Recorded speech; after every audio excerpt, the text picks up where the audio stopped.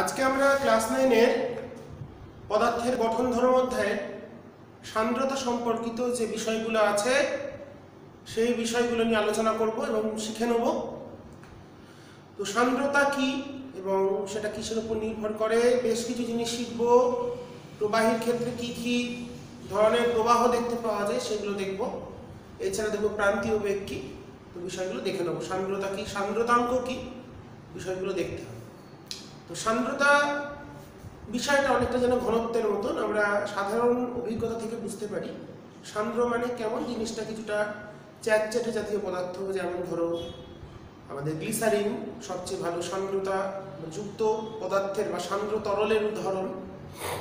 তো আমরা বিষয়গুলো এবার আস্তে আস্তে দেখে নিই সান্দ্রতা কি, এবং তার আগে আমরা দেখে নেব প্রবাহীর ক্ষেত্রে, যারা তরল বা গ্যাসীয় পদার্থের ক্ষেত্রে, তরল বা গ্যাসীয় পদার্থকে চাপ প্রয়োগ করলে এরা সংনমিত হয়, সেই জন্য এদের সংনম্য প্রবাহী হতে পারে। আবার কিছু কিছু প্রবাহের ক্ষেত্রে এদের চাপ প্রয়োগ করলে তাদের আয়তন পরিবর্তন হয় না, তাদের অসংনম্য প্রবাহ বলা হয়, প্রবাহী। তো প্রবাহীর ক্ষেত্রে দু রকম প্রবাহ আমরা দেখব, সেগুলো থেকে শুরু করা যাক। তো প্রথম আমরা দেখে নিই সংনম্য প্রবাহী। সংনম্য প্রবাহী মানে যে সকল প্রবাহীকে চাপ প্রয়োগ করলে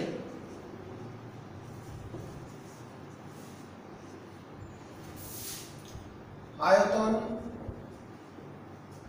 পরিবর্তন হয়,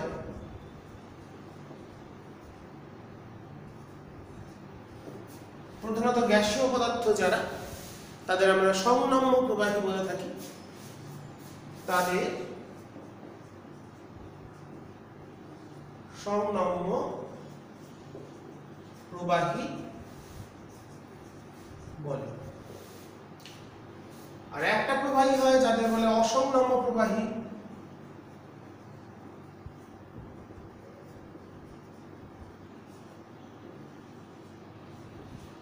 যে সকল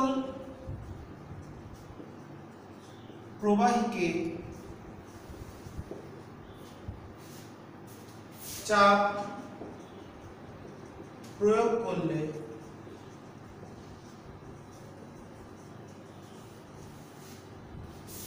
আয়তন পরিবর্তন হয় না,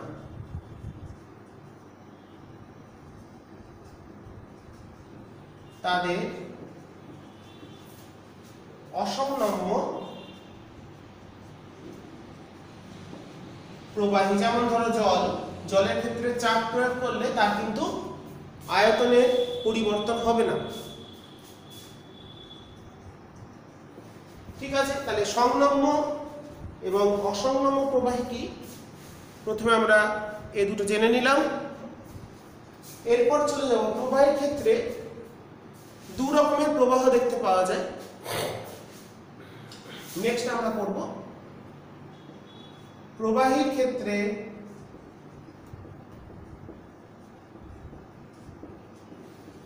দুই প্রকার প্রবাহ দেখা যায়।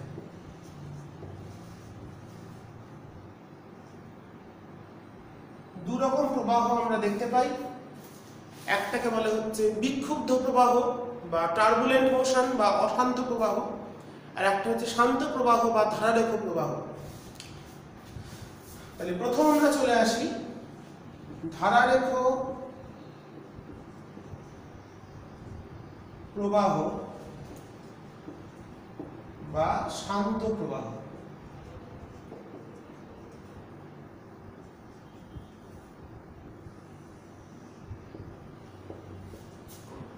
যখন তরল বা গ্যাসীয় পদার্থ প্রবাহিত হয়, তরলের ক্ষেত্রে আমরা মেনলি ভাববো।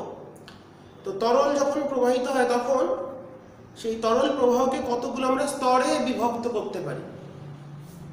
তো সেই স্তরটাকে আমরা বলছি স্ট্রিম লাইন বা ধারারেখ, প্রবাহ রেখা। তো কোনো প্রবাহ রেখার বিভিন্ন বিন্দুতে যদি প্রবাহের বেগের মান আর অভিমুখ সময়ের উপর নির্ভর না করে, অর্থাৎ সময়ের সাথে পরিবর্তন না হয়, তুমি এখন দেখলে এ বিন্দুতে এত, বি বিন্দুতে এত, সি বিন্দুতে এত, 5 মিনিট পরে দেখলে সেই মানগুলো একই আছে, অভিমুখ একই আছে, তখন সেই প্রবাহকে বলা হবে ধারারেখ প্রবাহ বা শান্ত প্রবাহ। তাহলে প্রবাহ রেখার বিভিন্ন বিন্দুতে প্রবাহীর বেগের মান এবং অভিমুখ যদি সময়ের উপর নির্ভর না করে, তখন সেই প্রবাহকে বলা হয় ধারারেখ প্রবাহ বা শান্ত প্রবাহ। ধরো আমরা যদি ধরি, তাহলে ডেফিনিশনটা লিখি, প্রবাহ রেখার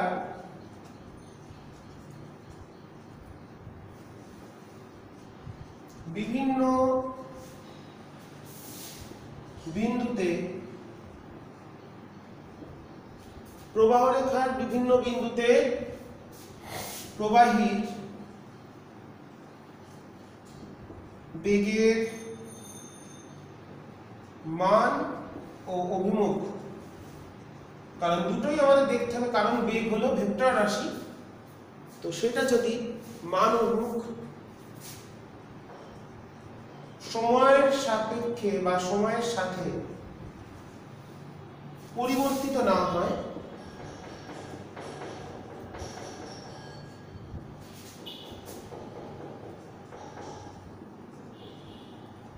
সেই প্রবাহকে বলা হয়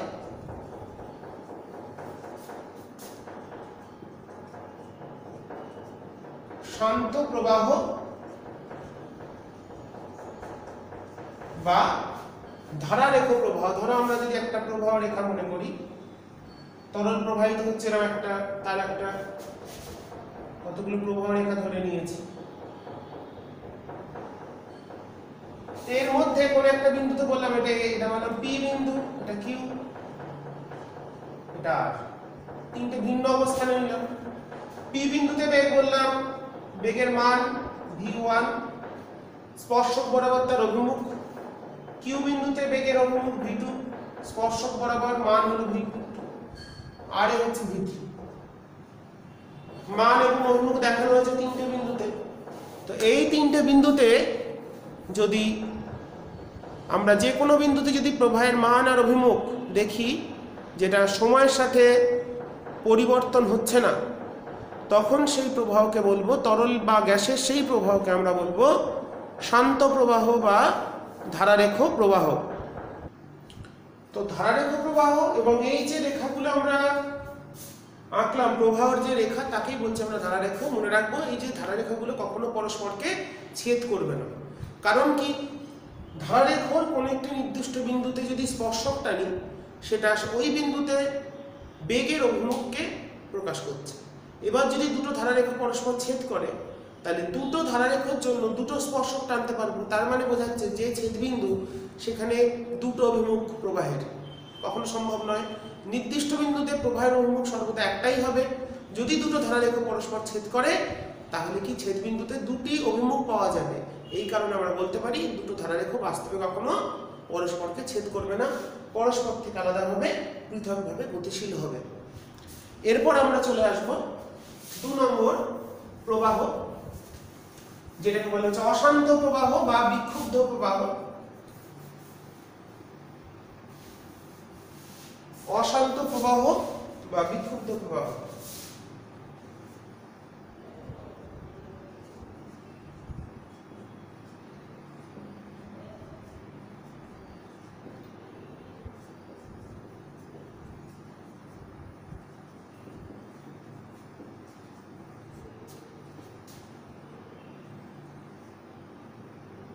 তো অশান্ত প্রবাহ বিক্ষুব্ধ প্রবাহের ক্ষেত্রে ঘূর্ণির সৃষ্টি হয়। ওয়ার্লপুল তোমরা শুনেছ, ঘূর্ণি মানে নির্দিষ্ট কোনো প্রত্যেকটা বিন্দুতে যদি বেগের মান আর অভিমুখ সময়ের সঙ্গে সঙ্গে পাল্টে পাল্টে যায়, প্রতি মুহূর্তে কোনো নির্দিষ্ট না হয় প্রবাহের গতিপথের বিভিন্ন বিন্দুতে বা প্রবাহ রেখার, তখন সেই প্রবাহকে আমরা বলবো অশান্ত বা বিক্ষুব্ধ। তো প্রবাহ রেখার বিভিন্ন বিন্দুতে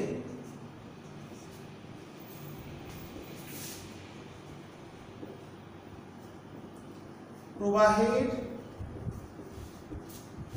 বেগের মান ও অভিমুখ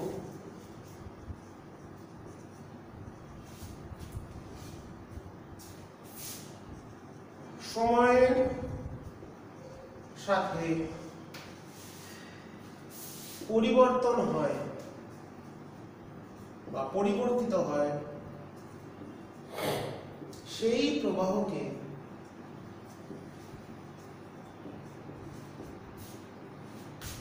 বলা হবে অশান্ত প্রবাহ বা বিক্ষুব্ধ প্রবাহ। তাহলে বিভিন্ন বিন্দুতে যদি প্রবাহের বেগের মান অনুরূপ পাল্টে পাল্টে যেতে থাকে, সেই ক্ষেত্রে আমাদের প্রবাহ সময়ের সঙ্গে সঙ্গে এখন যা দেখছি, পরের মুহূর্তে দেখলাম দিকটা পরিবর্তন হয়েছে, মানের পরিবর্তন হয়েছে। মনে রাখতে হবে অশান্ত প্রবাহের ক্ষেত্রে প্রবাহী গতিতে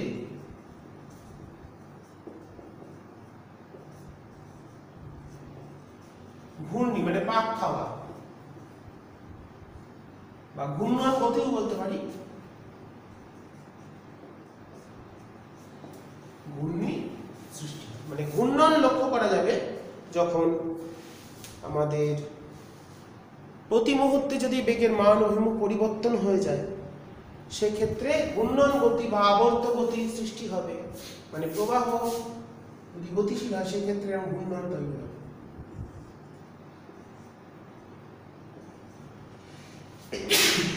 প্রতি মুহূর্তে পাল্টে পাল্টে যাচ্ছে, সেই জন্য ঘূর্ণন গতি বা এটাকে বলা হচ্ছে ঘূর্ণি বা আবর্তন গতি।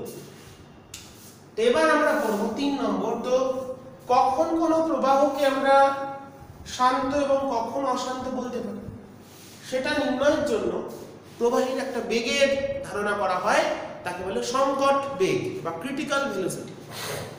পরের ডেফিনেশন আমরা যেটা শিখব সেটা হচ্ছে সংকট বেগ, ভি ক্রিটিক্যাল। মনে রাখতে হবে কি, প্রবাহীর বেগ যে নির্দিষ্ট মানকে অতিক্রম করে গেলে সেই প্রবাহীর সেই প্রবাহ শান্ত থেকে অশান্ত হয়ে যায়, তাকেই বলা হচ্ছে সংকট বেগ। প্রবাহীর বেগ একটা নির্দিষ্ট মান পর্যন্ত শান্ত থাকে, বেগ যত হলে মানটা শান্ত থাকছে এবং যে মানকে অতিক্রম করে গেলে সেটা অশান্ত হয়ে যাচ্ছে, সেটাকেই আমরা বলছি সংকট বেগ। তাহলে সংকট বেগের থেকে যদি প্রবাহীর বেগ কম হয় বা সমান হয়, তখন সেই প্রবাহটাকে আমরা বলবো শান্ত। আর সংকট বেগের থেকে যদি বেশি হয়ে যায় প্রবাহীর বেগ, তখন সেই বেগটাকে আমরা বলবো অশান্ত বা বিক্ষুব্ধ। তাহলে প্রবাহীর বেগের মান যে নির্দিষ্ট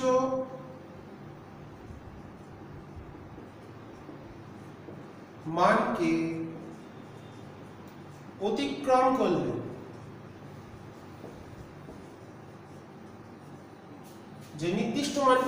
করলে প্রবাহ শান্ত থেকে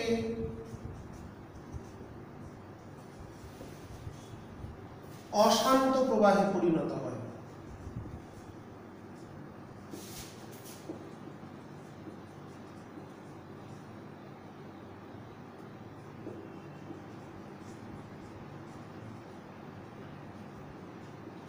শান্ত প্রবাহ থেকে অশান্ত প্রবাহে কখন স্থানান্তরিত হচ্ছে, যখন প্রবাহের বেগ সংকট বেগকে অতিক্রম করে যাবে, সেই সীমাস্থ মানকে প্রবাহীর বেগের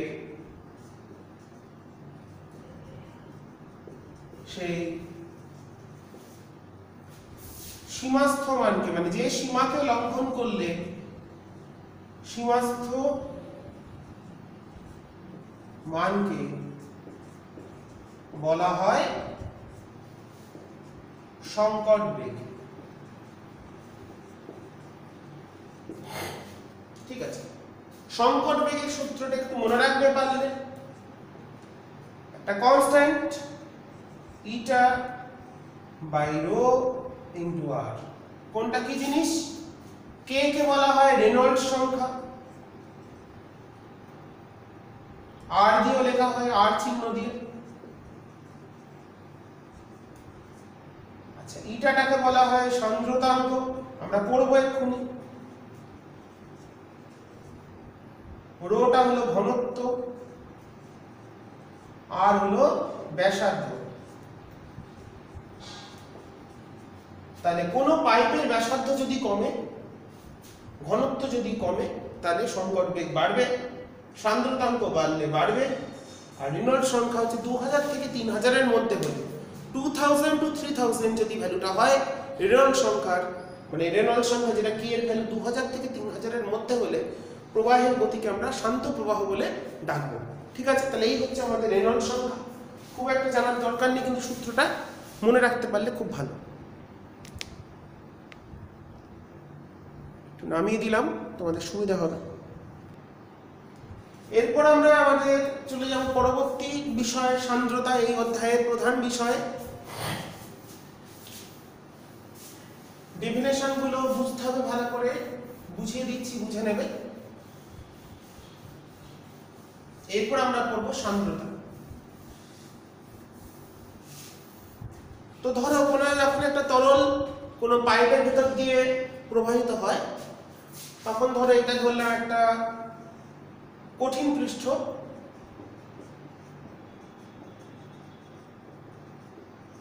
এখান দিয়ে তরল প্রবাহিত হচ্ছে।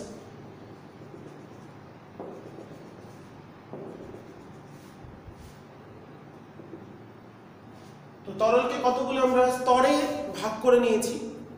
তো যে তরল স্তরটা এই কঠিন পৃষ্ঠের সংস্পর্শে আছে, সেই কঠিন আর তরলের মধ্যে একটা আসঞ্জন বল কাজ করে। দুটো ভিন্ন জাতীয় পদার্থের ক্ষেত্রে যে বল কাজ করে তাকে আসঞ্জন বল বলে, আর দুটি সমজাতীয় পদার্থের ক্ষেত্রে যে বল কাজ করে তাকে বলে সংশক্তি বল।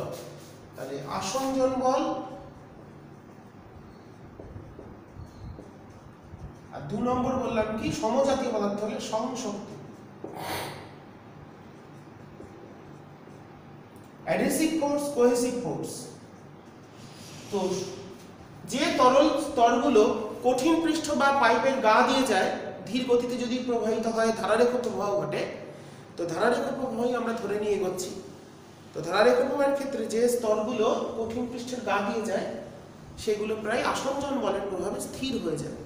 তো যত আমরা উপর দিকে যাব স্তর থেকে, মানে তরল পৃষ্ঠ থেকে যত দূরের দিকে যাব, তত দেখা যায় তার বেগটা আস্তে আস্তে বাড়ছে। এখান দিয়ে যে তরল স্তরটা প্রবাহিত হচ্ছে, তার বেগটাকে আমরা 0 ধরতে পারি।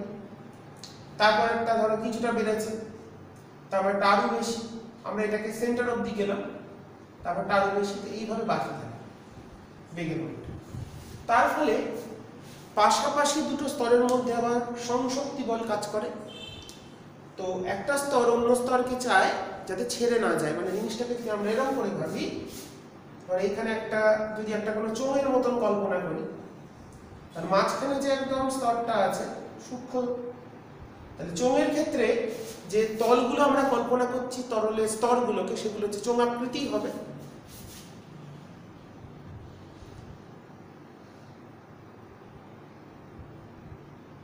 একদম তার কেন্দ্রীয় স্তর যেটা, সেটা এরকম গেল। তারপরেরটা কেমন,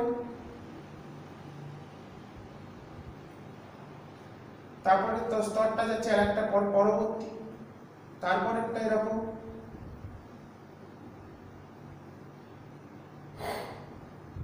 জিনিসটাকে তোমরা ঠিক করে এঁকে ব্যাপারটা বুঝবে, অনেক অসংখ্য স্তর আছে। তারপরেরটা এরকম, লাস্টেরটা হচ্ছে এরকম, একদম গা দিয়ে যেটা যাচ্ছে। তাহলে আমরা কি করলাম, এখানে কতগুলো স্তরে বিভক্ত করে নিচ্ছি। তাহলে যেগুলো একদম কঠিন পৃষ্ঠের সংস্পর্শে থাকে, ছবিটা ক্লিয়ার আসছে? হ্যাঁ, তাহলে কঠিন পৃষ্ঠের সংস্পর্শে যেটা থাকবে, সেই স্তরটার এখান দিয়ে যে একদম কঠিন পৃষ্ঠে যে যাচ্ছে, তাহলে সেখানে কি বল কাজ করছে? আসঞ্জন বল। আসঞ্জন বলের প্রভাবে এই পৃষ্ঠের সংস্পর্শে থাকা যে তরলের স্তর তা সেটা প্রায় থেমে যায় বা বেগটাকে শূন্য ধরতে পারে, বেগটা 0। তো যত এখান থেকে দূরের দিকে যায় বাড়তে থাকে এবং কেন্দ্রের যেটা সবচেয়ে বেশি বেগ নিয়ে যায়। তারপর স্তরটা একটু কম, তারপরটা আরো কম, এই করে আস্তে আস্তে দু সাইডে কিন্তু কমতে থাকে V3, তারপরটা V4 আরো কমে গেল, দেখতে পাচ্ছ এটা তো 0 জিনিসটা। আবার এইদিকেও কমবে, এদিকে কমছে, এদিকে কমছে, এখানে গিয়ে আবার 0। তাহলে 0 থেকে কেন্দ্রে এসে সবচেয়ে বেশি, আবার কেন্দ্র থেকে, তাহলে কেন্দ্র দুদিকে যত যাব তত বেগটা কমতে থাকবে এবং পৃষ্ঠে এসে আসঞ্জন বলের প্রভাবে বেগটা শূন্য হয়ে যাবে। তো পাশাপাশি দুটো স্তরের মধ্যে তার ফলে কি সৃষ্টি হচ্ছে? আপেক্ষিক বেগ সৃষ্টি হচ্ছে। তো তরল কি চাইছে, সান্দ্রতা কি, এই যে দুটো স্তরের যে আপেক্ষিক বেগটা আছে সেটাকে কমানোর জন্য, যে ধর্মের জন্য তরল পাশাপাশি যে কোনো দুটি স্তরের মধ্যে আপেক্ষিক বেগকে কমিয়ে ফেলতে চায়, সেই ধর্মকেই বলা হচ্ছে সান্দ্রতা। তাহলে আমরা কি দেখলাম? তরল প্রবাহ হওয়ার সময়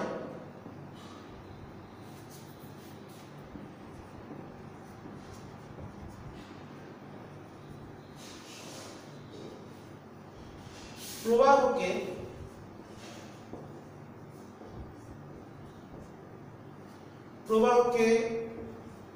কতগুলি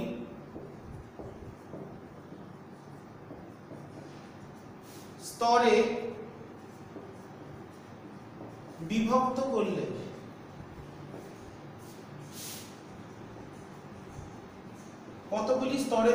করলে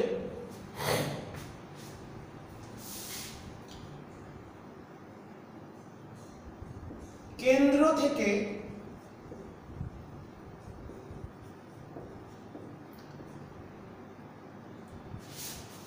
থেকে যত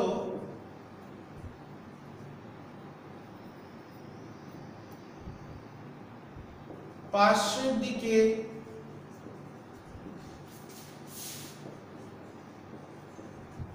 অগ্রসর হওয়া যায়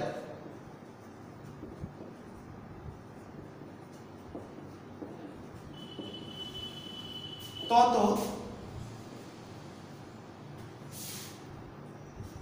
কেন্দ্র থেকে যত সাইডের দিকে আমরা সরব তত স্তরগুলির বেগ কমতে থাকে এবং যে তরল স্তরটি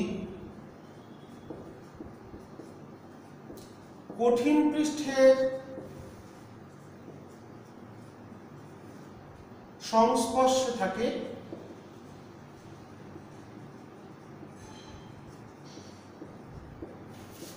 আসঞ্জন বলের প্রভাবে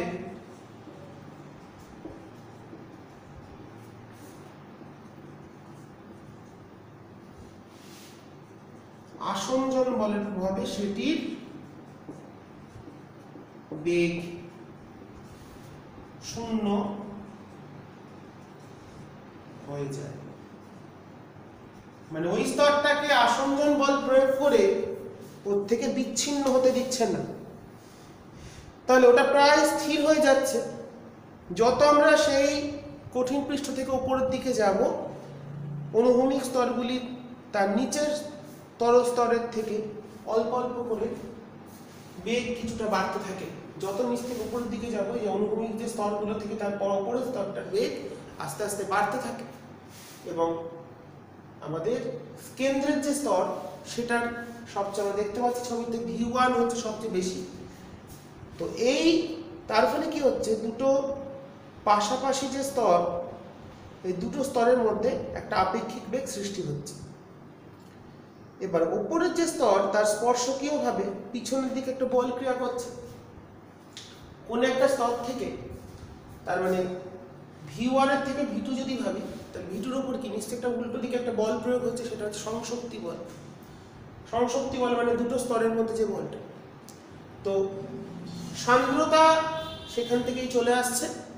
এই আপেক্ষিক বেগটাকে দুটো স্তরের মধ্যে তাহলে পাশাপাশি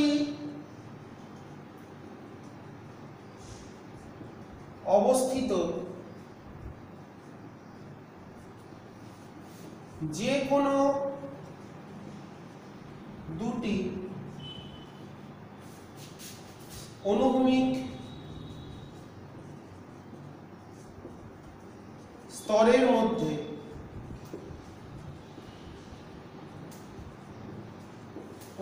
স্তরের মধ্যে আপেক্ষিক বেগ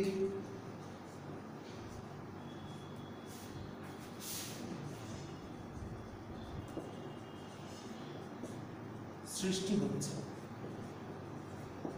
তাহলে যত আমরা কেন্দ্র থেকে পৃষ্ঠের দিকে যাব তত তাদের মধ্যে দুটো স্তরের মধ্যে আমরা দেখতে পাচ্ছি বেগের পার্থক্য তৈরি হচ্ছে।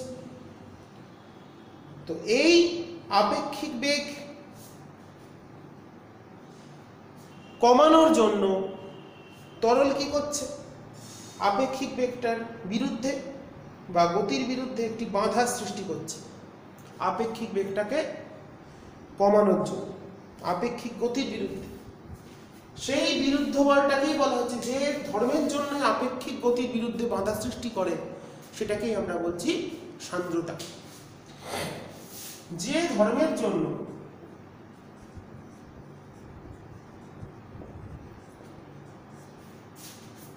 তরল এই আপেক্ষিক গতির বিরুদ্ধে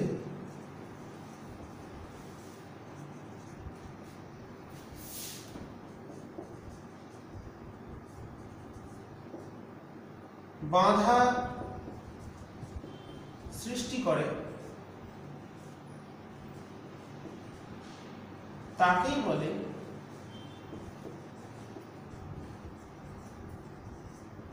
সান্দ্রতা। তাহলে তরল যে ধর্মের জন্য আপেক্ষিক গতির যে বিভিন্ন স্তরের মধ্যে যে আপেক্ষিক বেগ বা আপেক্ষিক গতি সেটার বিরুদ্ধে বাধা সৃষ্টি করছে, সেই ধর্মকেই আমরা বলছি আমাদের সান্দ্রতা। এটা একটা বিশেষ ধর্ম, অনেকটা সান্দ্র মানে অনেকটা আমরা ঘন বুঝি জিনিসটা। তো সান্দ্রতা হচ্ছে একটা আভ্যন্তরীণ ঘর্ষণ বল বা যেটাকে আমরা বলছি সংশক্তি। তো দুটো স্তরের মধ্যে যে বলটা কাজ করছে আপেক্ষিক গতিকে কমানোর জন্য, সেটাকেই আমরা বলছি সান্দ্রতা বল বা আভ্যন্তরীণ ঘর্ষণ বল। কাদের মধ্যে ঘর্ষণ বল? দুটো তরল স্তরের মধ্যে যে ঘর্ষণ বলটা কাজ করছে, আভ্যন্তরীণ ঘর্ষণ বল বা যেটা সংশক্তি বল, সেটাই হচ্ছে সান্দ্রতা বল। তার উদ্দেশ্য কি? আপেক্ষিক গতিকে কমিয়ে ফেলা।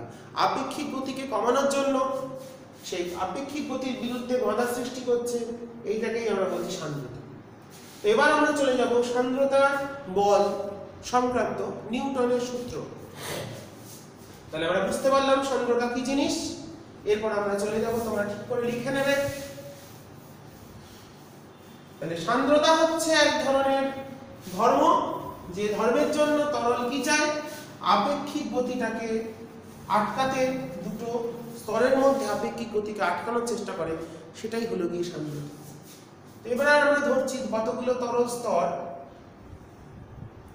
এটা একটা তরল স্তর, এটা একটা তরল স্তর। দুটো স্তরের মধ্যবর্তী দূরত্ব হচ্ছে ডেল্টা এক্স। নিচের স্তরটা যাচ্ছে ভি বেগ নিয়ে, আর এটা যাচ্ছে ভি মাইনাস ডেল্টা ভি, মানে দুটোর মধ্যে আপেক্ষিক বেগ হচ্ছে ডেল্টা ভি, বেগের পার্থক্য। আর এই তরল স্তরগুলোর পৃষ্ঠতলের ক্ষেত্রফল এই। তো নিউটনের যে সূত্র, দুটি তরল স্তরের মধ্যে ক্রিয়াশীল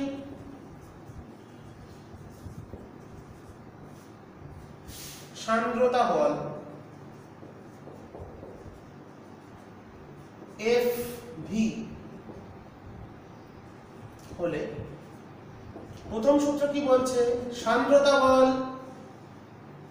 তরল স্তরের ক্ষেত্রফলের সাথে সমানুপাতিক। কারণ আমরা জানি এটা হচ্ছে আভ্যন্তরীণ সংশক্তি বল, যত পৃষ্ঠতলের ক্ষেত্রফল বেশি হবে তরল বিন্দুর সংখ্যা বেড়ে যাবে, ফলে তারা আমার সংশক্তি বল যেটা দুটো স্তরের মধ্যে সেটা বৃদ্ধি পাবে। যত আমরা কেন্দ্র থেকে পার্শ্বের দিকে যাব সংশক্তি বলটা বাড়তে থাকে, বা আভ্যন্তরীণ ঘর্ষণ বল যত পৃষ্ঠতলের ক্ষেত্রফল বাড়বে, এমনি ঘর্ষণ বল কিন্তু ক্ষেত্রফলের উপর নির্ভর করে না, কিন্তু এই যে ঘর্ষণ দুটো তরল স্তরের মধ্যে আভ্যন্তরীণ যে ঘর্ষণ বল বা সান্দ্রতা বল, এটা কিন্তু নিউটন বলছেন কি বলছে, ক্ষেত্রফলের সমানুপাতিক। 2 নম্বর কি, আপেক্ষিক বেগের সমানুপাতিক, মানে দুটো স্তরের মধ্যে আপেক্ষিক গতি যত বেশি হবে তরল তত বেশি পরিমাণ বাধা দেবে, বেশি পরিমাণ বাধা দিলেই সে বেশি পরিমাণ আভ্যন্তরীণ ঘর্ষণ বল সৃষ্টি করবে। বোঝা গেল কথাটা? তাহলে আপেক্ষিক গতি যত বাড়বে, তরল সান্দ্রতা কাকে বলে, যে ধর্মের জন্য প্রবাহী বা তরল পাশাপাশি যে কোনো দুটি স্তরের মধ্যে আপেক্ষিক গতির বিরুদ্ধে বাধা সৃষ্টি করে বা বাধা দেয়, তো বাধাটা কখন বেশি দেবে, যদি আপেক্ষিক গতিটা বেশি দেয়, স্বাভাবিক ব্যাপার। আপেক্ষিক গতি যত বেশি হবে সান্দ্রতা বলের মানটা তত বৃদ্ধি পাবে। সেই জন্য আপেক্ষিক বেগ দুটি স্তরের ডেল্টা ভিটা হচ্ছে আপেক্ষিক বেগ, আচ্ছা ডেল্টা এক্সটা ধরেছি হচ্ছে দূরত্ব, দুটো স্তরের মধ্যবর্তী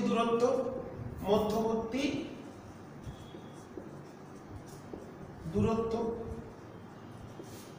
আর ধরেছি কি, এটা ধরেছি কি স্তরের ক্ষেত্রফল, যেগুলো তরল স্তর বা লেয়ার ধরছি সেই স্তরের ক্ষেত্রফল এ। আর 3 নম্বর কি, 3 নম্বর নিউটন বলছেন, প্রত্যেকটাই নিউটনের সূত্র, দূরত্ব যত কমবে আকর্ষণ, দূরত্ব কাছে আসলে আকর্ষণ বাড়ে, দূরে গেলে আকর্ষণ কমে, তার মানে ঘর্ষণ বলটা বাড়বে কখন, যারা তখন কাছে থাকবে, তার মানে ঘর্ষণ বলের সাথে দূরত্বের ব্যস্ত সম্পর্ক, তাহলে F V proportional to 1/Δx। এই তিনটাকে একত্রিত করে যদি আমরা লিখি তাহলে এখান থেকে আসছে এফ ভি সমানুপাতিক A delta V by delta X. এখান থেকে যে ধ্রুবক আসে, নিউটন যে ধ্রুবক এনেছিলেন সেটাই হলো সান্দ্রতাঙ্ক।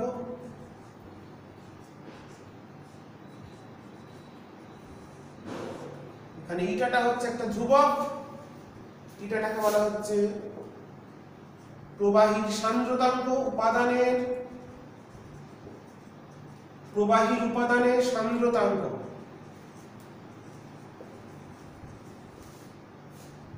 এটাই হচ্ছে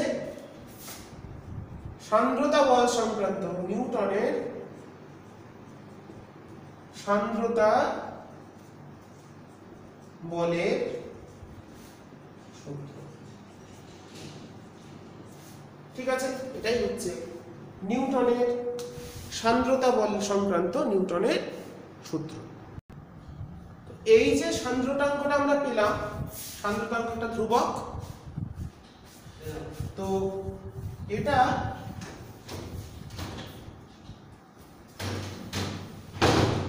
আমরা সংজ্ঞাটা আমরা করে নেব।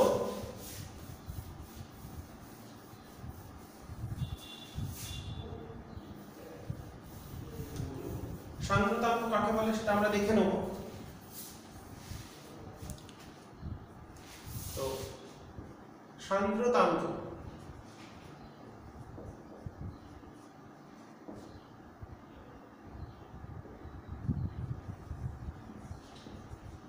তাহলে দেখো নিউটনের যে সূত্রটা আমরা পেয়েছি, সান্দ্রতা বল সমান eta A delta V by delta X. এখানে যদি ডেল্টা এক্স মানে দুটো স্তরের দূরত্ব, পাশাপাশি দুটো তরল স্তরের দূরত্ব ডেল্টা এক্স সমান 1 বসাই, ডেল্টা ভি সমান 1 বসাই, তাহলে আসছে আর এ সমান 1 বসাই, তাহলে এফ ভিটা কি সমান এটা। তার মানে একক ক্ষেত্রফল বিশিষ্ট দুটি স্তরের মধ্যে যদি একক দূরত্ব বজায় থাকে বা একক দূরত্ব বিশিষ্ট দুটো স্তরের একক ক্ষেত্রফল বিশিষ্ট দুটো স্তরের মধ্যে আপেক্ষিক বেগের মান যদি একক হয়, তাহলে দুটো স্তরের মধ্যে আপেক্ষিক বেগ একক হলে দুটো স্তরের মধ্যে যে সান্দ্রতা বল কাজ করছে বা স্পর্শকীয় বল কাজ করছে সেটাই হলো তরলের উপাদানের সান্দ্রতাঙ্ক। তাহলে একক দূরত্বে অবস্থিত দুটি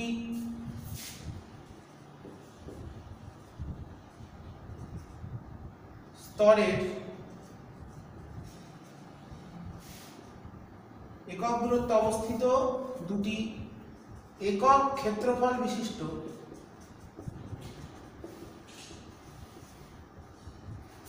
দুটি তরল স্তরের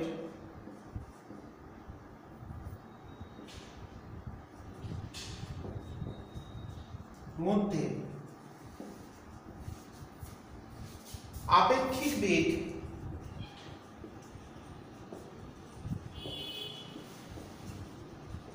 একক হলে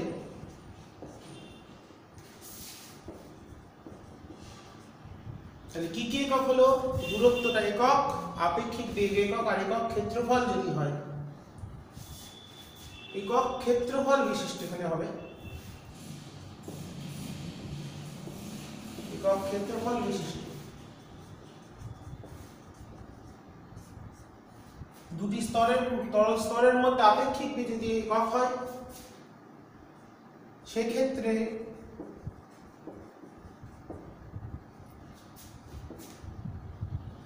দুটি স্তরের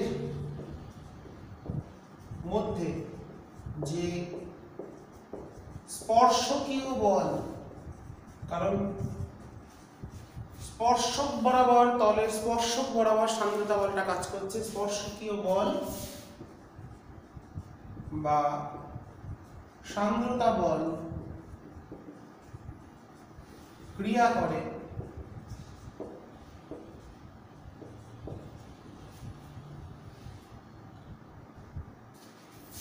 তাকেই বলা হয়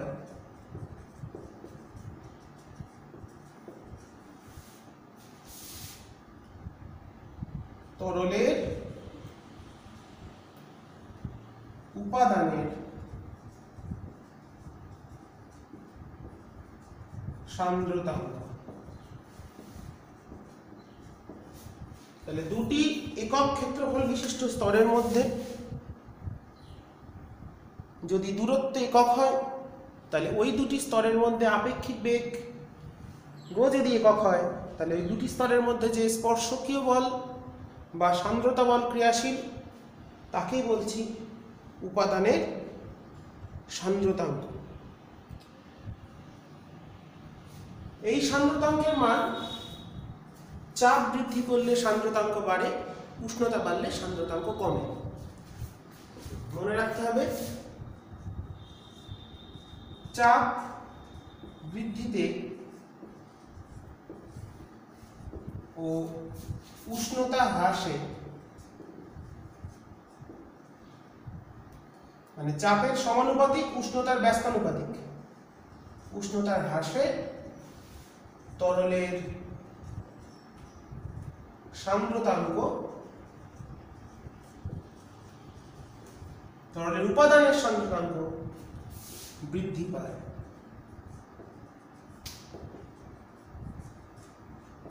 ঠিক আছে, তাহলে চাপ বৃদ্ধিতে সান্দ্রতাঙ্ক বাড়বে, উষ্ণতা বাড়লে সান্দ্রতাঙ্ক কমবে। এই দুটি হচ্ছে তরলের সান্দ্রতাঙ্কের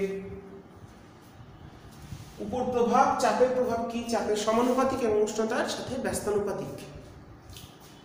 তো সান্দ্রতাঙ্কের মাত্রা একক, এগুলো তোমরা নিশ্চয়ই ভৌত রাশির মাত্রা অধ্যায়ে পড়েছ, এগুলো নিয়ে আমি আলোচনা করছি না। এরপর আমরা পরবর্তী আলোচনার বিষয়ে চলে যাব।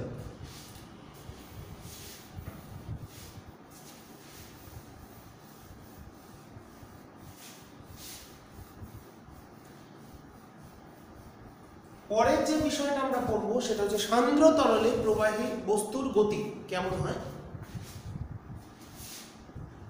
সান্দ্র প্রবাহিতে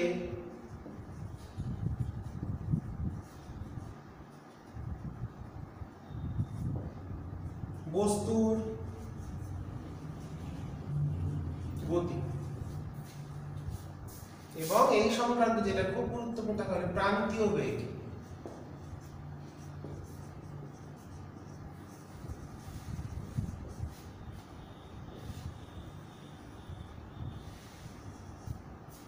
তো কোনো সান্দ্র মাধ্যম যেমন গ্লিসারিনের মধ্যে যদি কোনো একটা ছোট্ট লোহার বলকে ফেলে দেওয়া হয় তাহলে কি দেখা যাবে সেটা আমরা একটু বুঝি। তো এই হচ্ছে একটা সান্দ্র মাধ্যম, ধরো এটা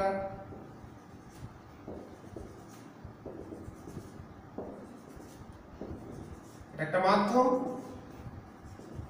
এর মধ্যে ছোট্ট একটা বস্তুকে আমরা ছেড়ে দিচ্ছি, আর ব্যাসার্ধের ছোট্ট একটা গোলীয় লোহার বল বা ছোট বস্তুকে ছেড়ে দেওয়া হবে। ছেড়ে দিলে এর ওপর যে অভিকর্ষ বল কাজ করছে সে অভিকর্ষ বলের প্রভাবে এটা নামতে থাকবে। তো তরলের ভেতর বস্তুটা ঢুকে গেলেই সঙ্গে সঙ্গে তার উপর কিন্তু একটা বল চলে আসবে, যেটাকে আমরা বলি প্লবতা বল। প্লবতা বল চলে আসবে, কোন দিয়ে কাজ করবে প্লবতা বল? উপরের দিকে। একদম শুরুতে তাহলে কোন কোন বল থাকছে? একদম শুরুতে এর বেগ, প্রাথমিক বেগ u সমান 0, নিচের দিকে কাজ করছে অভিকর্ষ বল, উপর দিকে কাজ করছে প্লবতা বল।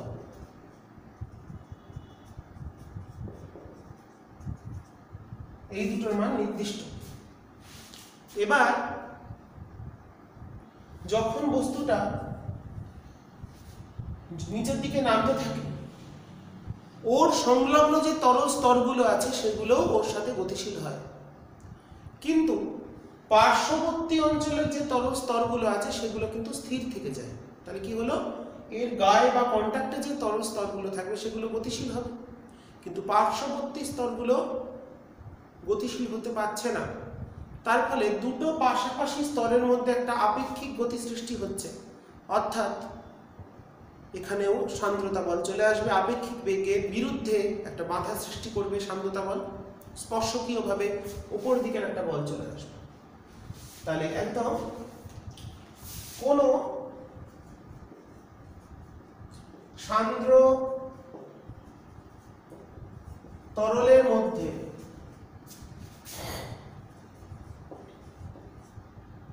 কোন বস্তুকে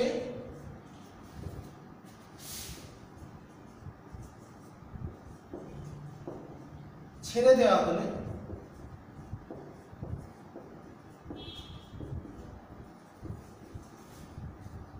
অভিকর্ষ বলের প্রভাবে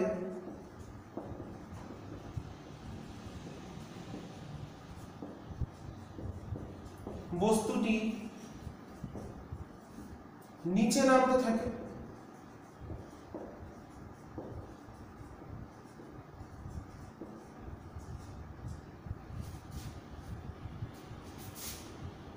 ওই অবস্থায়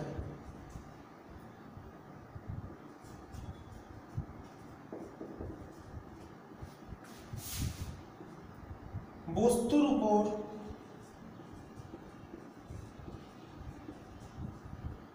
ঊর্ধ্বমুখে বা বস্তুর উপর উপরের দিকে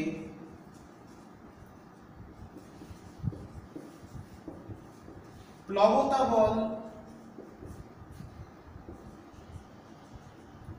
ক্রিয়াশীল হয়।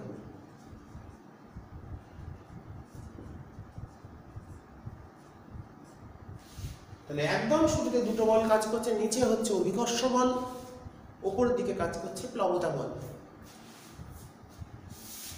বস্তুটি গতিশীল হলে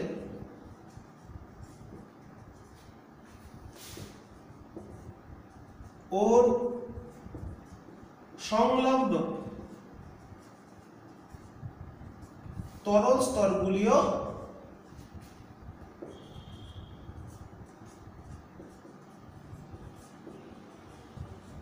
ওর সাথে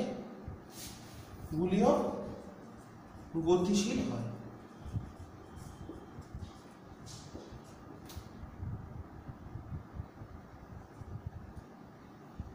যার ফলে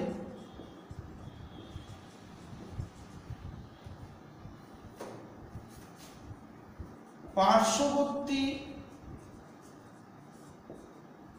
তরল স্তরগুলির সাথে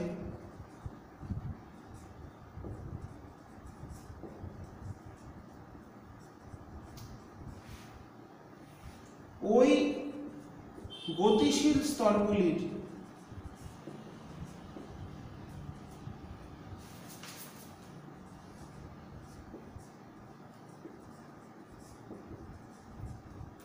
আপেক্ষিক গতি সৃষ্টি হয়।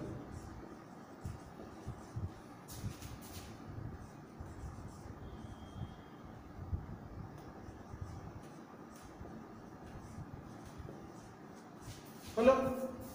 তাহলে ওর সাথে ওই যে তরল স্তরগুলো, যেগুলো সংলগ্ন তরল স্তর, সেগুলো স্থির সেগুলো বস্তুর সাথে নিচের দিকে গতিশীল হলেও তার পার্শ্ববর্তী স্তরগুলো কিন্তু গতিশীল হচ্ছে না, যার ফলে পার্শ্ববর্তী তরল স্তরগুলির সাথে ওই যে গতিশীল স্তরগুলি, তাদের মধ্যে আপেক্ষিক গতি সৃষ্টি হচ্ছে। ওকে, মুছে দিলাম।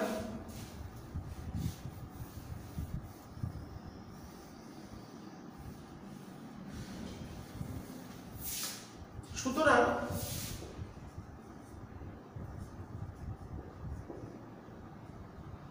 এক্ষেত্রে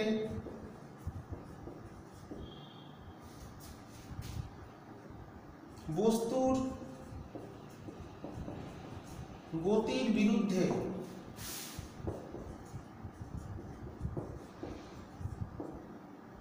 সান্দ্রতা বল ক্রিয়াশীল হবে।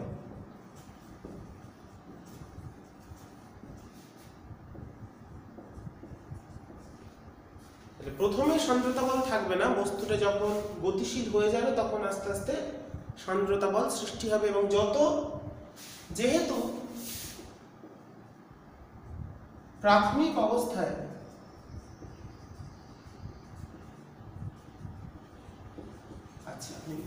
অভিকর্ষ বলকে W দিয়ে লিখছি, প্লবতা বলকে FB দিয়ে লিখছি।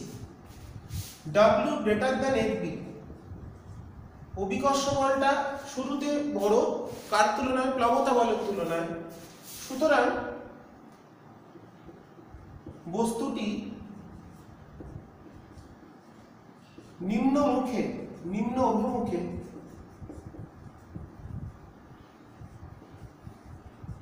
ত্বরণে নামতে থাকে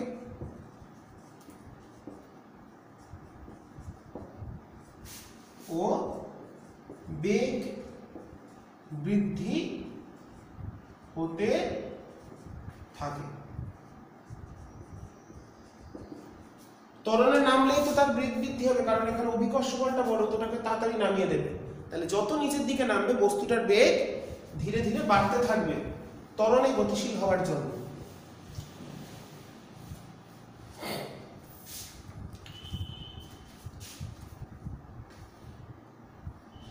তাহলে লিখবে এখানে, তাহলে বেগ বাড়তে থাকলো। স্টোকসের সূত্রানুসারে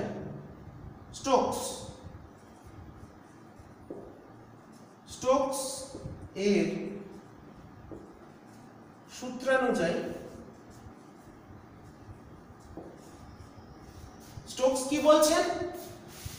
যত বেগ বাড়বে সান্দ্রতা বলটাও তত বাড়বে। কেন? সান্দ্রতা বল কি চায়? আপেক্ষিক বেগকে কমানোর চেষ্টা করে, বাধা সৃষ্টি করে। তাহলে স্টোকসের সূত্রানুসারে বেগ বৃদ্ধির সাথে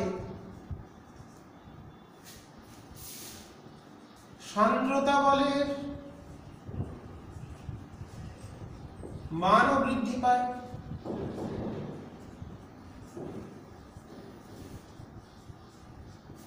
সূত্রটা মনে রাখতে পারলে, F সমান হচ্ছে সান্দ্রতা বলের সূত্র 6 পাই ইটা VR।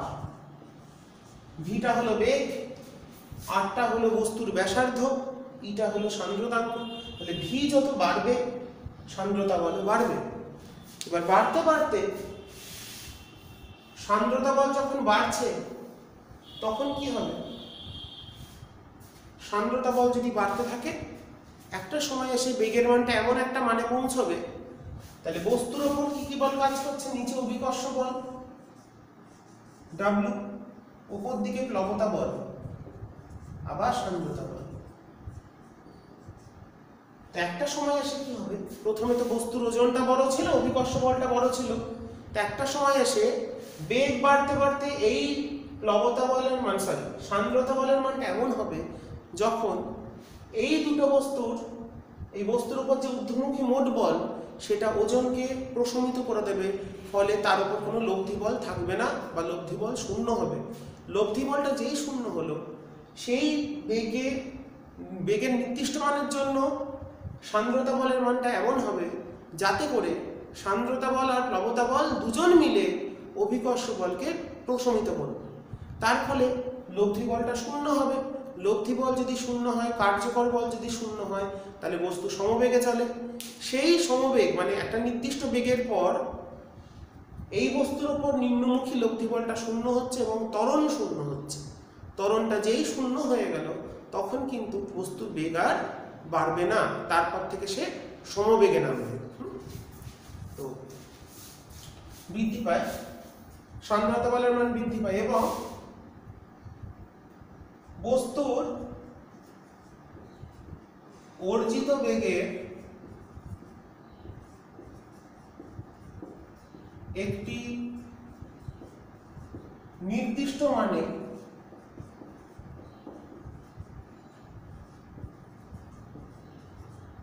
W সমান FB প্লাস FV, মানে প্লবতা বল আর সান্দ্রতা বলের যোগফলটা অভিকর্ষ বলের সমান হয়।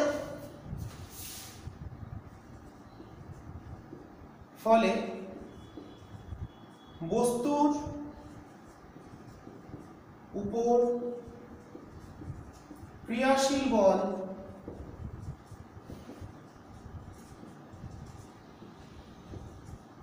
শূন্য হয়ে যায়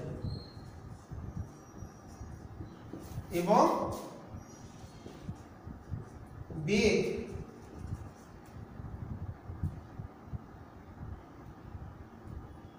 ওই নির্দিষ্ট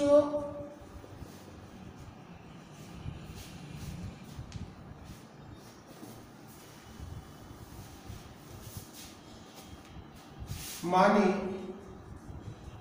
পৌঁছানোর পর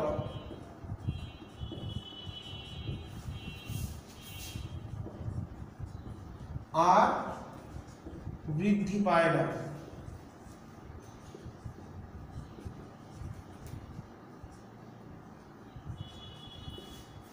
ওই নির্দিষ্ট মানে পৌঁছানোর পর বেগটা কিন্তু আর বাড়বে না। যে মুহূর্তে গিয়ে প্রথমে অভিকর্ষ বলটা বড় ছিল, প্লবতা বল ছোট ছিল, তো নিচে নামছিল, বেগ বাড়ছিল, কিন্তু একটা সময় গিয়ে অভিকর্ষ বলটা প্লবতা বল আর সান্দ্রতা বল দ্বারা ব্যালেন্স হয়ে যাচ্ছে, সেই মুহূর্তে গিয়ে বেগ কিন্তু আর বাড়বে না এবং বেগ বৃদ্ধি পায় না। এবং এরপর থেকে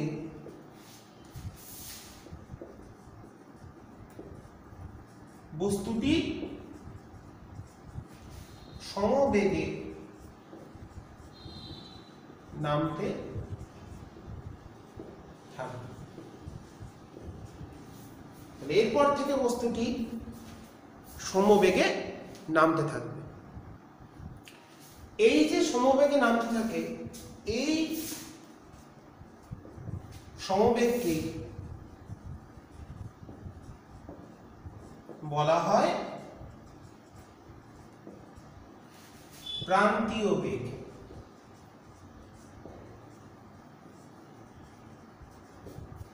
এই সমবেগকে বলা হয় প্রান্তীয় বেগ, এটা মনে রাখবেন। তাহলে সর্বোচ্চ, তাহলে সুতরাং আমরা কি পেলাম? একদম শুরুতে বস্তুর বেগ শূন্য, বস্তুটাকে ছাড়লাম, বস্তুর বেগটা আস্তে আস্তে বাড়ছে, বাড়তে বাড়তে একটা নির্দিষ্ট সময় পর আর বেগ বাড়ছে না, একটা হাইস্ট সর্বোচ্চ যে বেগ অবধি বাড়লো এবং যে বেগে পৌঁছলো তারপর থেকে যেখান থেকে সমবেগে নামতে থাকলো সেই সর্বোচ্চ অর্জিত বেগকেই বলা হচ্ছে প্রান্তীয় বেগ। তাহলে সান্দ্র তরলে উল্লম্বভাবে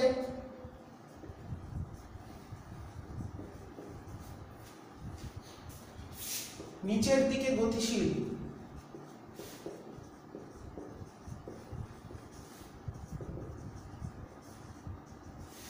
কোনো বস্তু সর্বোচ্চ যে স্থির মানের বেগ অর্জন করে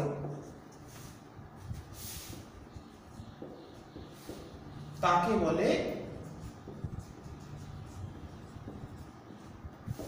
প্রান্তীয় বেগ।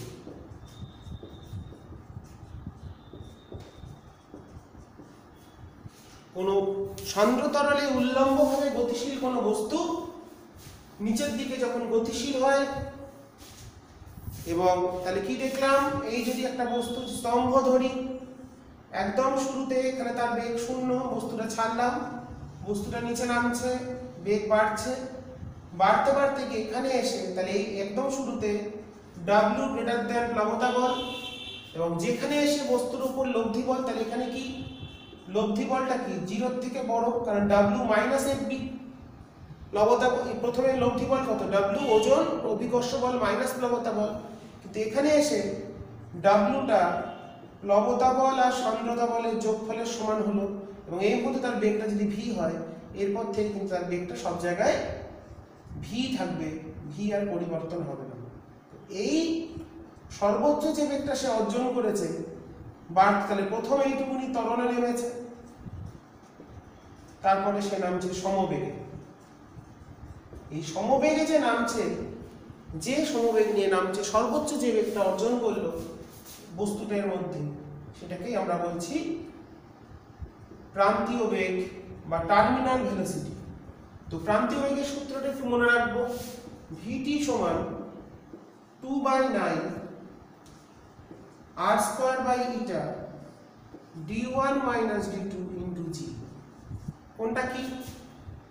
এই যে বস্তুটা ধরেছি গোলক, আর হলো বস্তুর ব্যাসার্ধ, এটা হলো তরলের বা প্রবাহীর সান্দ্রতাঙ্ক,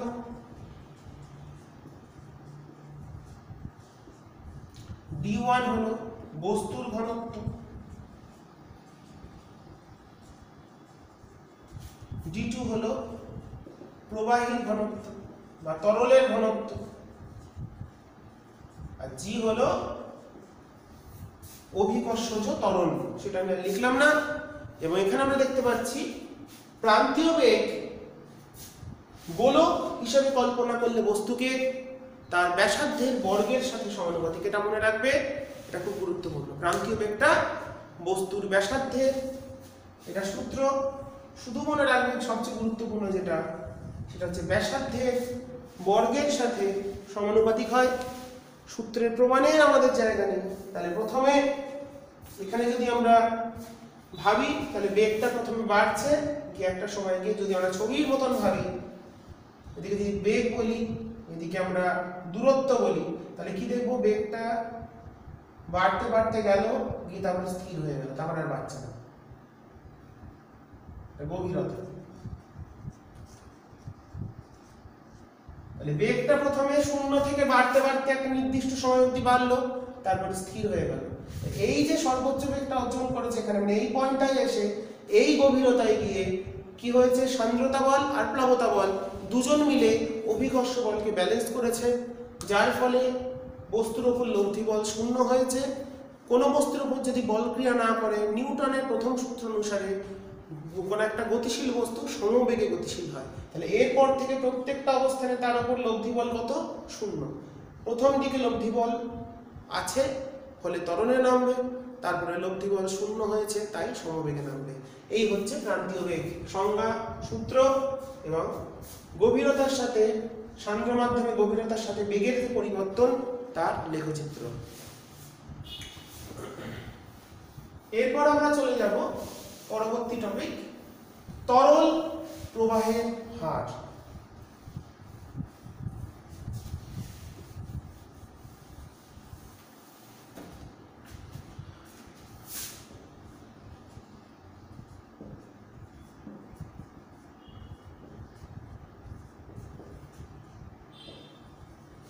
কোন একটা পাইপের ভিতর দিয়ে তরল যে প্রবাহিত হবে, ধরো এটা একটা পাইপ, এর ভিতর দিয়ে তরল প্রবাহিত হচ্ছে।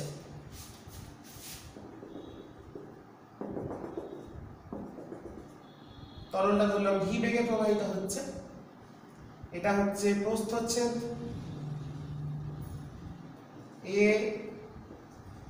প্রস্থচ্ছেদের ক্ষেত্রফল।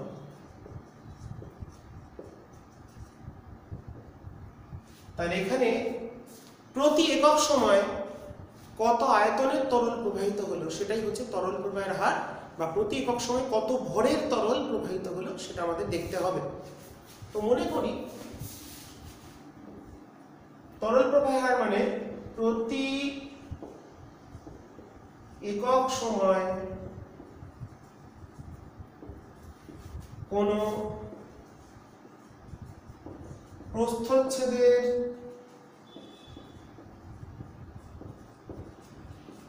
মধ্য দিয়ে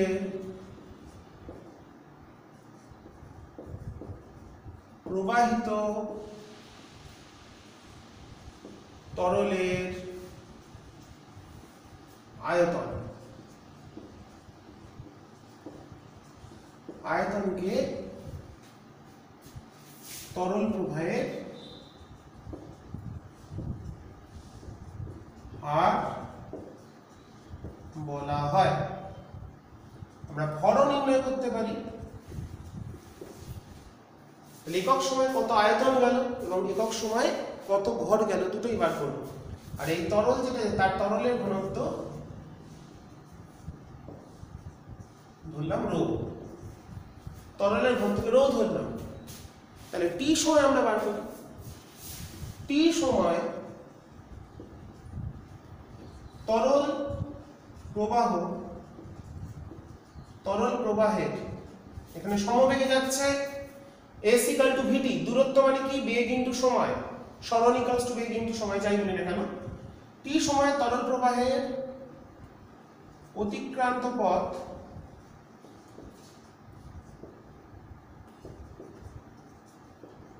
s = v × t। সুতরাং ওই সময়ে অবকাশে প্রবাহিত তরলের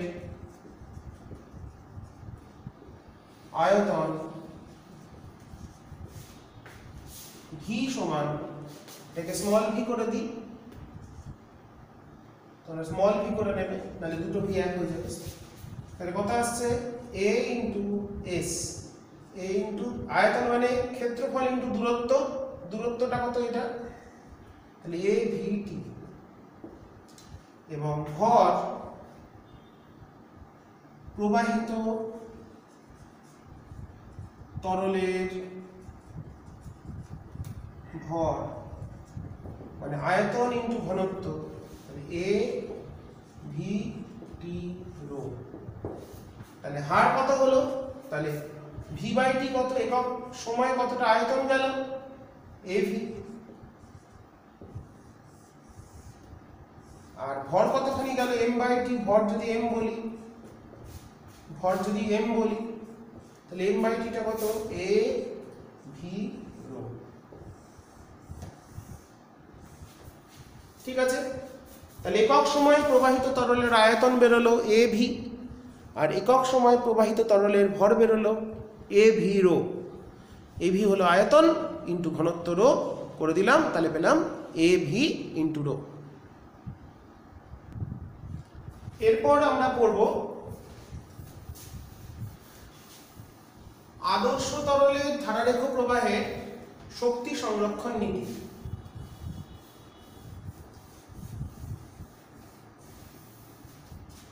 আদর্শ তরলের ধারারেখ প্রবাহের ক্ষেত্রে শক্তি সংরক্ষণ নীতি।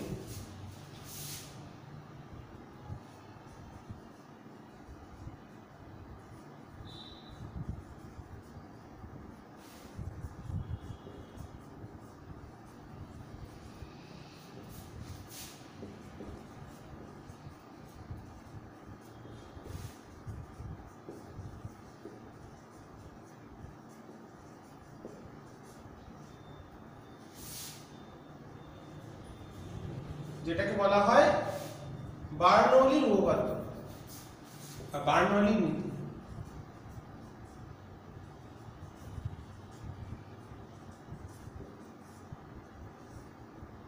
ঠিক আছে,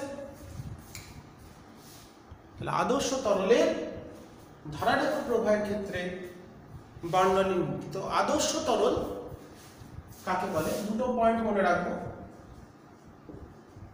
আদর্শ তরল হলো, এক নম্বর হবে অসংনম্য,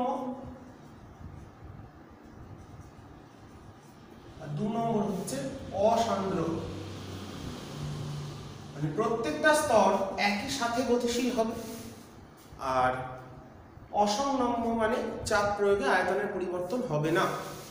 তো স্টেটমেন্টটা কি, আদর্শ তরলের ধারারেখ প্রবাহের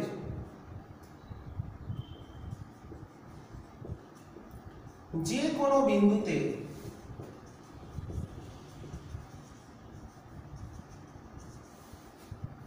প্রতি একক আয়তনে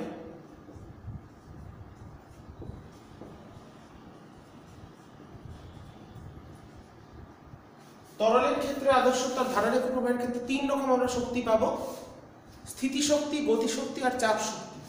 তো প্রতি একক আয়তনে গতিশক্তি, স্থিতিশক্তি ও চাপ শক্তির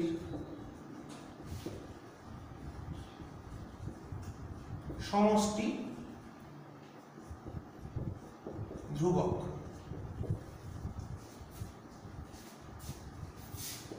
তো একক আয়তনে গতিশক্তি বা গতিশক্তি ঘনত্ব, স্থিতিশক্তি ঘনত্ব এবং চাপ শক্তি ঘনত্ব তিনটে যোগফল ধ্রুবক। তো একক আয়তনে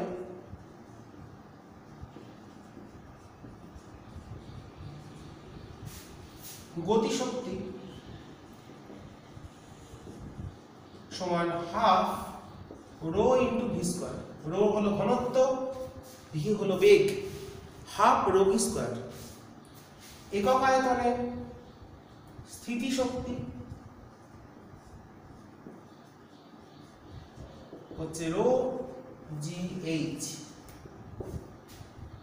এইচ হচ্ছে উচ্চতা, রো হলো ঘনত্ব, জি হলো অভিকর্ষজ ত্বরণ। আর একক আয়তনে চাপ শক্তি সমান হচ্ছে পি, পি হলো চাপ। এবার বার্নৌলির নীতি কি বলছে, এই তিনটের যোগফলটা ধ্রুবক হবে। মানে গতিশক্তি একটা যদি বৃদ্ধি পায় অন্যগুলো অটোমেটিক্যালি কমে যাবে, কমে গিয়ে তিনটের সমষ্টিকে সর্বদা ধ্রুবক রাখবে, একটা কমলে অন্যটা বাড়বে এইভাবে। অর্থাৎ half rho V square plus rho G H plus P সমান ধ্রুবক।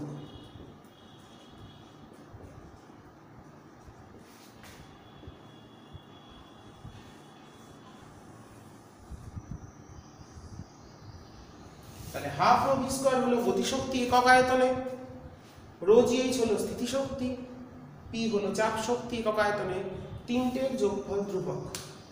এটাকে আরেকটা ভাবে লেখা যায়, আমরা ছবিতে আসি, একটা ছবি দেখাই। তো ধরো কোন একটা তরল প্রবাহিত হচ্ছে কোন একটা অসম আকৃতির পাইপ দিয়ে।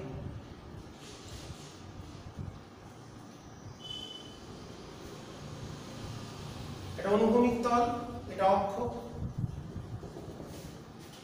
এই বিন্দুর উচ্চতা h1, আমরা এই দুটো বিন্দুতে শক্তি সংরক্ষণটা তুলনা করব। এই বিন্দুর উচ্চতা h2, এখান দিয়ে তরল এখান দিয়ে প্রবেশ করছে v1 বেগে, এখান দিয়ে নির্গত হচ্ছে v2 বেগে।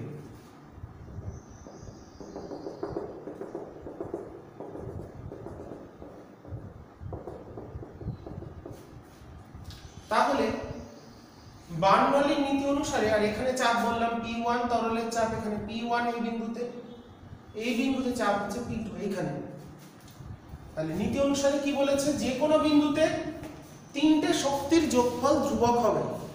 তাহলে এখানে গতিশক্তি কত, অতএব হাফ রো v1 স্কয়ার যোগ স্থিতিশক্তি কত রো gh1 প্লাস চাপ কত P1 যা হবে সমান এই বিন্দুতে গতিশক্তি কত হাফ রো বেগ কত v2 square rho gh2 plus P2। তাহলে আমরা দুটো বিন্দুতে তুলনা করলাম, তিনটে শক্তির যোগফল বা সমষ্টিটা সমান। তো এটাই হচ্ছে বার্নৌলির নীতির ব্যাখ্যা, ছবি দিয়ে দেখাতে হবে। আবার আমরা পেয়েছি কি half rho V square plus rho G H plus P সমান ধ্রুবক। তো এই রাশিমালাটাকে বার্নৌলির নীতির যে গাণিতিক রূপ, এটাকে আরেকটা ভাবেও লেখা যায়। এটাকে যদি আমরা রো জি দিয়ে ভাগ করি, রো জি, তাহলে এটা আসছে প্রথমটা V square by 2g plus H plus P by rho G সমান ধ্রুবক। কারণ রো জি দিয়ে কি করলাম, রো জি দিয়ে ভাগ করলাম, ভাগ করে পাই। তাহলে প্রথম যে পদটা পেলাম এই ভি স্কয়ার বাই 2g কে বলে বেগ শীর্ষ, এইচটাকে বলে উচ্চতা শীর্ষ,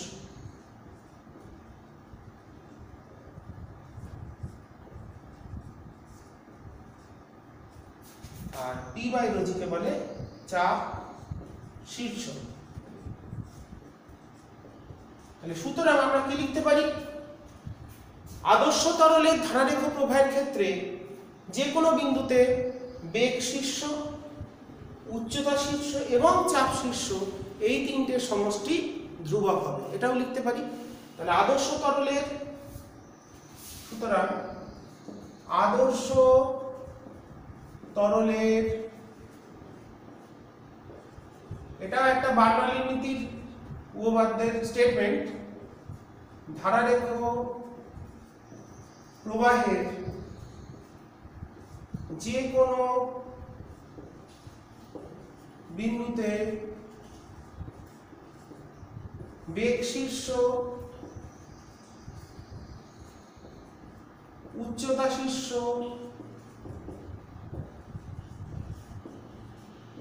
ও চাপ শীর্ষের এর সমষ্টি ধ্রুবক হবে। তাহলে দ্বিতীয় স্টেটমেন্ট আমরা পেয়ে গেলাম, আদর্শ তরলের ধারারেখ প্রবাহের যে কোনো বিন্দুতে বেগ শীর্ষ, উচ্চতা শীর্ষ এবং চাপ শীর্ষ এই তিনটের সমষ্টিগতভাবে ধ্রুবক হবে। অর্থাৎ কোনো কারণে যদি একটির মান কমে যায় দ্বিতীয়টির মান বেড়ে যাবে।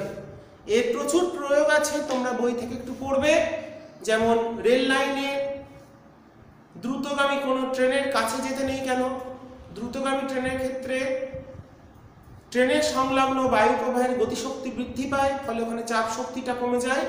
কিন্তু পার্শ্ববর্তী যে অঞ্চল স্টেশনের, সেখানে বায়ুর বেগ বৃদ্ধি পায় না, ফলে গতিশক্তি কম হয়, চাপ শক্তি বেড়ে যায়।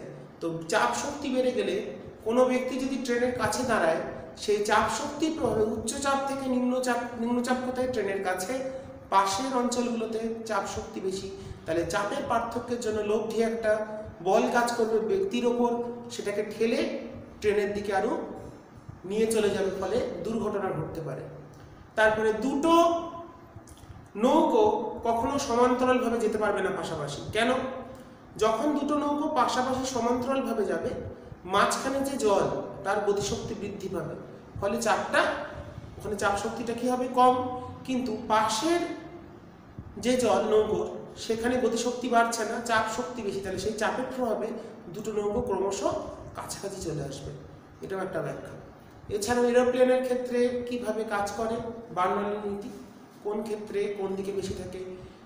গ্রামাঞ্চলে যেগুলো টিনের চাল থাকে, ঝড়ের সময় সেই টিনের চালগুলো উড়ে চলে যেতে দেখা যায়, এটাও ব্যাখ্যা। তোমাদের বইতে নিশ্চয়ই আছে প্রশ্নগুলো, তোমরা এগুলো পড়বে। আর আমি নীতিটা বুঝিয়ে দিলাম, বার্নৌলির নীতি কিভাবে কাজ করছে। তাহলে যেখানে গতিশক্তি কম হবে সেখানে চাপ শক্তি বেশি হবে, এটা মাথায় রাখবো। সাধারণত আমরা যেগুলো অনুভূমিক, অনুভূমিক যদি হতো নলটা, এটাকে যদি অনুভূমিক ধরতাম তাহলে এইচ দুটো সমান, তাহলে এখানে দেখো এইচ গুলো কিন্তু কেটে যাচ্ছে এই সম্পর্কে, তাহলে এই অংশটা বাদ। তাহলে শুধুমাত্র গতিশক্তি প্লাস চাপ শক্তি এখানেও যায়, এখানে গতিশক্তি প্লাস চাপ শক্তি। কারণ অনুভূমিক গতির ক্ষেত্রে স্থিতিশক্তির কোনো ভূমিকা থাকবে না, এইচ গুলো সমান হবে। তার জন্য আমাদের এই পোর্শনগুলো বাদ দিয়ে সেখানে আমরা ব্যাখ্যা করতে পারি অনুভূমিক গতির ক্ষেত্রে বায়ু স্তম্ভ বা বায়ু প্রবাহটা যদি অনুভূমিক গতিশীল হয়, সেক্ষেত্রে গতিশক্তি যেখানে বেশি সেখানে চাপ শক্তি কম। শুধু বেগ আর চাপ দিয়ে উত্তর লিখবে না, এই ব্যাখ্যাগুলো বার্নৌলির নীতি প্রয়োগ করে সূত্রটা উল্লেখ করে লেখার চেষ্টা করবে নিজের মতন করে। এটাই তোমাদের কাজ, বাড়িতে বই থেকে পড়বে তোমরা সবাই। তো আমরা পড়ে ফেললাম। তো এই অধ্যায়ে আমাদের আর বাকি থাকলো স্থিতিস্থাপকতা। পরের দিনের ভিডিও ক্লাসে আমি সেটা অবশ্যই বুঝিয়ে দেবো এবং কিছু গাণিতিক সমস্যার সমাধান করব। ঠিক আছে? আজকে সান্দ্রতা সংক্রান্ত যে বিষয়গুলো ছিল সেগুলো প্রত্যেকটা তোমাদের সিলেবাসে আছে, ক্লাস 9-এ পুরোটা আমি আলোচনা করে দিলাম। তোমরা মন দিয়ে পড়ো এবং ভালো করে বিষয়গুলো দেখে লিখে ভালো করে তৈরি করে নাও। বাড়িতে আছো, মন দিয়ে সকলে পড়াশোনা করো। ঠিক আছে? আজকে আলোচনা এখানেই শেষ করে দিলাম।